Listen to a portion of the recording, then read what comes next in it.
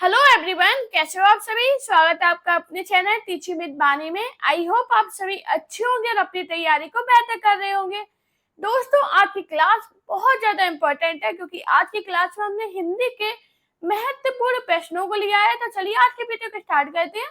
उससे पहले अगर आप चैनल पर पहली बार आए हो तो चैनल को सब्सक्राइब और वीडियो को लाइक जरूर करना। आज का हमारा पहला क्वेश्चन है, हिंदी की पहली सबाक बोलती फिल्म आलम आरा किस वर्ष रिलीज हुई थी? 1930, 1931, 1947, 1990। बताइए इसका राइट आंसर क्या होगा। हाँ जी, हिंदी की पहली सबाक फिल्म आलम आरा किस वर्ष रिलीज हुई थी? तो आपको याद रखना 1931 में इसका राइट आंसर है ऑप्शन बी। राइट क्वेश्चन है, गीता में कितने श्लोक है? 700, 1100, 1800, 2100। हाँ जी, गीता में कितने श्लोक है? तो आपको याद रखना गीता में 700 श्लोक है। इसका राइट आंसर है ऑप्शन ए। नेक्स्ट क्वेश्चन है, मिर्जा गालिब किस शासक के दरबारी कवि रहे थे? बहादुर शाह जफर, शाहजहां, अकबर, हुमायूं। हाँ जी, बताइए इसका राइट आंसर क्या होगा। मिर्जा गालिब किस शासक के दरबारी कवि रहे थे? तो आपको याद रखना बहादुर शाह जफर के। इसका राइट आंसर है ऑप्शन ए। दोस्तों, आपको याद रखना जो मिर्जा गालिब है ये उर्दू एवं फारसी भाषा के महान शायर थे। कौन सी भाषा के? तो आपको याद रखना उर्दू और कौन सी भाषा? फारसी भाषा के महान शायर थे। हाँ जी, याद रखना इंपॉर्टेंट पॉइंट है। नेक्स्ट क्वेश्चन है, अमृता प्रीतम किस भाषा की साहित्यकार है? हिंदी, सिंधी, पंजाबी, उर्दू। बताइए इसका राइट आंसर क्या होगा। अमृता प्रीतम किस भाषा की साहित्यकार है? तो आपको याद रखना अमृता प्रीतम का संबंध पंजाबी भाषा से है। इसका राइट आंसर है ऑप्शन सी। नेक्स्ट क्वेश्चन है, कुमार संभव के रचयिता कौन है? सूरदास, कबीरदास, कालिदास, तुलसीदास। हाँ जी, कुमार संभव के रचयिता कौन है? तो आपको याद रखना कुमार संभव के रचयिता कालिदास है। इसका राइट आंसर है ऑप्शन सी। मैंने आपको क्या बताया, कुमार संभव के रचयिता कालिदास है। नेक्स्ट क्वेश्चन है, रस खान, रहीम, देव, रत्नाकर आदि कवि मुख्यतः किस बोली में रचना करते थे? अवधी, बघेली, ब्रजभाषा, मगधी। हाँ जी, बताइए इसका राइट आंसर क्या होगा। रस खान, रहीम, देव, रत्नाकर आदि कवि मुख्यतः किस बोली में रचना करते थे? तो आपको याद रखना ब्रज भाषा में। इसका राइट आंसर है ऑप्शन सी।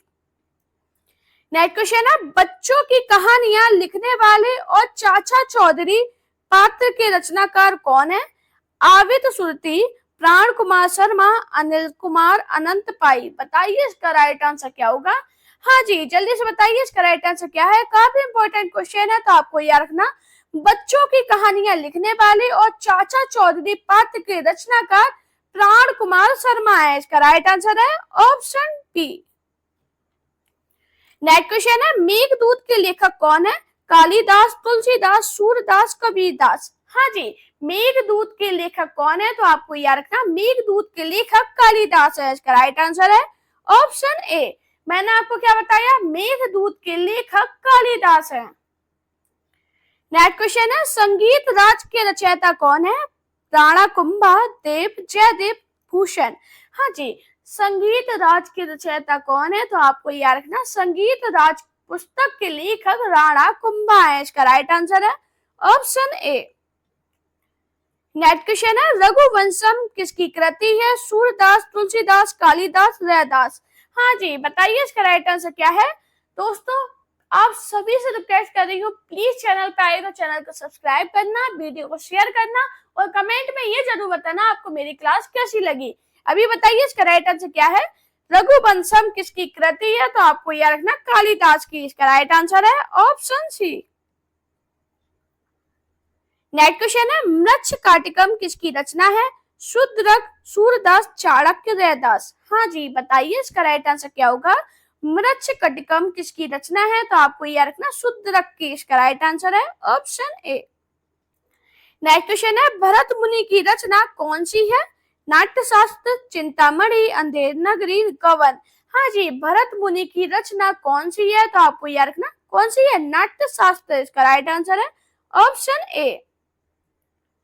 नेक्स्ट क्वेश्चन है, दिए गए विकल्पों से रिक्त स्थान के लिए सही विकल्प बताइए।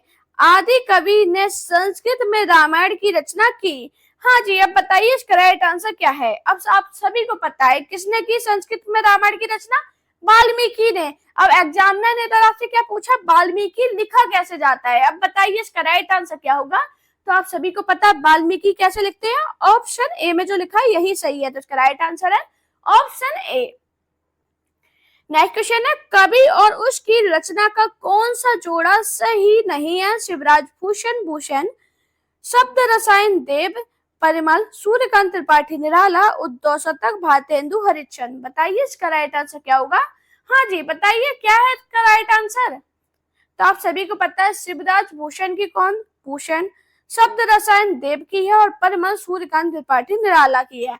जबकि बात करें उद्धव शतक, ये भारतेंदु हरिश्चंद्र की रचना नहीं है। तो इसका राइट आंसर है ऑप्शन डी। अब ये भारतेंदु हरिश्चंद्र की नहीं है, किसकी है, तो आपको याद रखना जगन्नाथ दास रत्नाकर की। किसकी है, जगन्नाथ दास रत्नाकर की।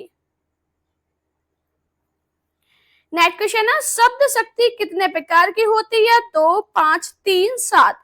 हाँ जी, शब्द शक्ति कितने प्रकार की होती है। तो आपको याद रखना जो शब्द शक्ति है ये 3 प्रकार की होती है। कौन कौन सी, अविधा, लक्षणा, व्यंजना।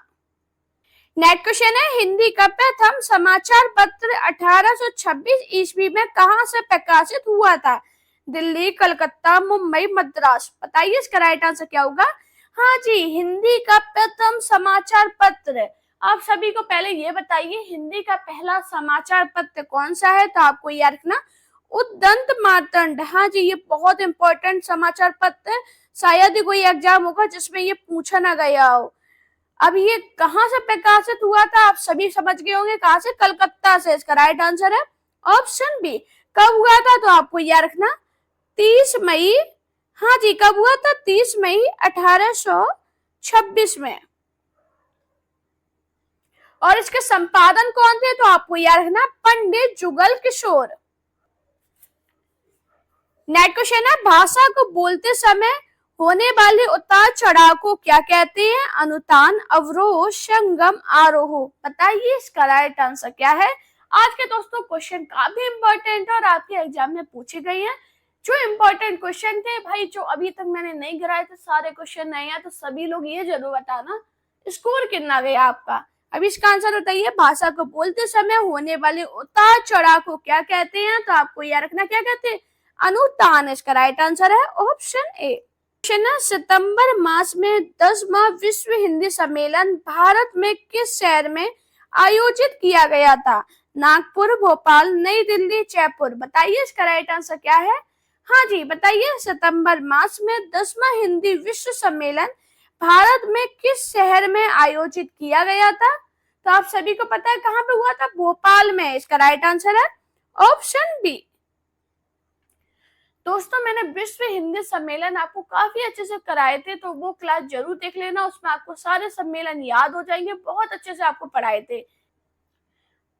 दोस्तों आपको याद रखना सितंबर माह 2015 में, कब, 2015 में 10वां विश्व हिंदी सम्मेलन मध्य प्रदेश के भोपाल शहर में आयोजित किया गया था। नेक्स्ट क्वेश्चन है, हिंदी दिवस किस तिथि को मनाया जाता है। 14 अगस्त, 14 सितंबर, 14 नवंबर, 5 सितंबर। सभी को पता है हिंदी दिवस कब मनाया जाता है, 14 सितंबर को। इसका राइट आंसर है ऑप्शन बी। दोस्तों आपको याद रखना हिंदी को 14 सितंबर 1949 ईस्वी को राज्य भाषा का दर्जा दिया गया था। इसी वजह से हम 14 सितंबर को हिंदी दिवस मनाते हैं। नेक्स्ट क्वेश्चन है, भाषा के शुद्ध रूप का ज्ञान किससे होता है। लिपि, व्याकरण, लिखित भाषा और प्रयुक्त में से कोई नहीं। बताइए भाषा के शुद्ध रूप का ज्ञान किससे होता है। तो आप सभी को पता है व्याकरण से। इसका राइट आंसर है ऑप्शन बी। नेक्स्ट क्वेश्चन है, भाषा में अभिव्यक्ति के कितने रूप हैं। 2, 4, 3, 5। हाँ जी, भाषा में अभिव्यक्ति के कितने रूप हैं। तो आपको याद रखना 3। कौन कौन से, मौखिक, लिखित, सांकेतिक। इसका राइट आंसर है ऑप्शन सी। नेक्स्ट क्वेश्चन है, पाली किस धर्म की भाषा है। जैन, बौद्ध, पारसी, यहूदी। हाँ जी, पाली किस धर्म की भाषा है। तो आपको सभी को पता है बौद्ध धर्म की। इसका राइट आंसर है ऑप्शन बी। नेक्स्ट क्वेश्चन है, भारत का शेक्सपियर किसे कहा जाता? चाणक्य, व्यास, कालिदास, अज्ञे। हाँ जी, सभी को पता होगा जो भारत का शेक्सपियर है किसे कहते हैं? कालिदास को। इसका राइट आंसर है ऑप्शन सी। नेक्स्ट क्वेश्चन है, भाषा के आधार पर भारतीय राज्यों की पुनः संरचना की गई। 1952, 1954, 1956, 1953। बताइए इसका राइट आंसर क्या होगा? हाँ जी, तो आपको याद रखना, भाषा के आधार पर भारतीय राज्यों की पुनः संरचना 1956 में की गई थी। इसका राइट आंसर है ऑप्शन सी। नेक्स्ट क्वेश्चन है, भाषाई आधार पर सर्वप्रथम किस राज्य का गठन हुआ? पंजाब, राजस्थान, जम्मू कश्मीर, आंध्र प्रदेश। हाँ जी, ये बहुत इंपॉर्टेंट क्वेश्चन है, काफी अच्छे लेवल में पूछा जाता है, तो आप सभी को पता है भाषाई आधार पर सर्वप्रथम आंध्र प्रदेश राज्य का गठन हुआ। इसका राइट आंसर है ऑप्शन बी। नेक्स्ट क्वेश्चन है, हिंदी शब्द की उत्पत्ति फारसी प्रभाव के अंतर्गत किस शब्द से हुई? हिंदी, सिंधु, हिंदी, हिंदवी। बताइए क्या होगा इसका राइट आंसर? हाँ जी, हिंदी शब्द की उत्पत्ति फारसी प्रभाव के अंतर्गत किस शब्द से हुई? तो आपको याद रखना सिंधु से। इसका राइट आंसर है ऑप्शन बी। नेक्स्ट क्वेश्चन है, स्वाधीनता आंदोलन के दौरान हिंदी किसका पर्याय बनी? पढ़े लिखे भारत का, शिक्षित भारत का, राष्ट्रीय एकता का, देश भर से संपर्क। हाँ जी, स्वाधीनता आंदोलन के दौरान हिंदी किसका पर्याय बनी? तो आपको याद रखना राष्ट्रीय एकता का। इसका राइट आंसर है ऑप्शन सी। हमारा नेक्स्ट क्वेश्चन है, निम्नलिखित में से कौन सी विशेषता समाचार लेखन से जुड़ी नहीं है? नवीनता, स्पष्टता, संक्षिप्तता, विरोधाभास। हाँ जी, बताइए इसका राइट आंसर क्या है? निम्नलिखित में से कौन सी विशेषता समाचार लेखन से जुड़ी नहीं है? तो आपको याद रखना विरोधाभास। इसका राइट आंसर है ऑप्शन डी। नेक्स्ट क्वेश्चन है, रेडियो लेखन के अंतर्गत ध्वनि रूपक निर्माण के लिए आवश्यक नहीं है संगीत, आलेख, मंच सज्जा, सूत्रधार की ध्वनि। हाँ जी, बताइए इसका राइट आंसर क्या है? रेडियो लेखन के अंतर्गत ध्वनि रूपक निर्माण के लिए आवश्यक क्या नहीं है? तो आपको याद रखना मंच सज्जा। इसका राइट आंसर है ऑप्शन सी। नेक्स्ट क्वेश्चन है, दूरदर्शन के विज्ञापनों से प्रतिबंधित है ज्ञानवर्धक सूचनाएं, सरकारी योजनाएं, हिंसा व यौन प्रसन्न, स्वास्थ्यवर्धक जानकारियां। हाँ जी, दूरदर्शन के विज्ञापनों से प्रतिबंधित क्या है? हिंसा एवं यौन प्रसंग। इसका राइट आंसर है ऑप्शन सी। नेक्स्ट क्वेश्चन है, प्रयोजन मूलक हिंदी में किस तत्व का अभाव होता है? स्पष्टता, संप्रेषणीयता, तथ्यपरकता, कल्पनाशीलता। बताइए इसका राइट आंसर क्या है? प्रयोजन मूलक हिंदी में किस तत्व का अभाव होता है? तो आपको याद रखना कल्पनाशीलता का। इसका राइट आंसर है ऑप्शन डी। नेक्स्ट क्वेश्चन है, प्रारूपण का अर्थ है व्यक्तिगत पत्र लेखन, सरकारी अधिकारी द्वारा हस्ताक्षरित पत्र, सरकारी कार्यविधि में प्रयुक्त पत्र का कच्चा मसौदा, प्रार्थना पत्र। बताइए इसका राइट आंसर क्या है? हाँ जी, प्रारूपण का अर्थ क्या है? तो आपको याद रखना सरकारी कार्यविधि में प्रयुक्त पत्र का कच्चा मसौदा। इसका राइट आंसर है ऑप्शन सी। नेक्स्ट क्वेश्चन है, टिप्पणी लेखन से तात्पर्य किसी पुस्तक की समीक्षा, सरकारी पत्र व्यवहार का मसौदा, किसी विषय पर उच्च अधिकारी द्वारा लिखी गई टिप्पणी, अनुस्मारक भेजना। हाँ जी, बताइए इसका राइट आंसर क्या है? टिप्पणी लेखन से तात्पर्य क्या है? तो आपको याद रखना किसी विषय पर उच्च अधिकारी द्वारा लिखी गई टिप्पणी। इसका राइट आंसर है ऑप्शन सी। नेक्स्ट क्वेश्चन है, मध्यकाल में मुगलों के शासन के समय राज दरबार में कौन सी भाषा राजकाज की भाषा थी? अरबी, हिंदी, पंजाबी, फारसी। हाँ जी, मध्यकाल में मुगलों के शासन के समय राज दरबार में कौन सी भाषा राजकाज की भाषा थी? तो आपको याद रखना फारसी। इसका राइट आंसर है ऑप्शन डी। नेक्स्ट क्वेश्चन है, हिंदी भाषा की उत्तराधिकारिणी है अवधी, ब्रज, देवनागरी, संस्कृत। हाँ जी, तो आप सभी को पता है हिंदी की आदि जननी भाषा संस्कृत है। इसका राइट आंसर है ऑप्शन डी। दोस्तों, अगर आपको मेरी वीडियो पसंद आई तो वीडियो को लाइक कीजिए, चैनल को सब्सक्राइब कीजिए, अपने दोस्तों के साथ इस वीडियो को शेयर करना। मेरा Telegram account, Insta account, Facebook page पे मुझे फॉलो कीजिए। अपना प्यार और सपोर्ट चैनल पे इसी प्रकार बनाए रखिए। Thank you guys for watching this video.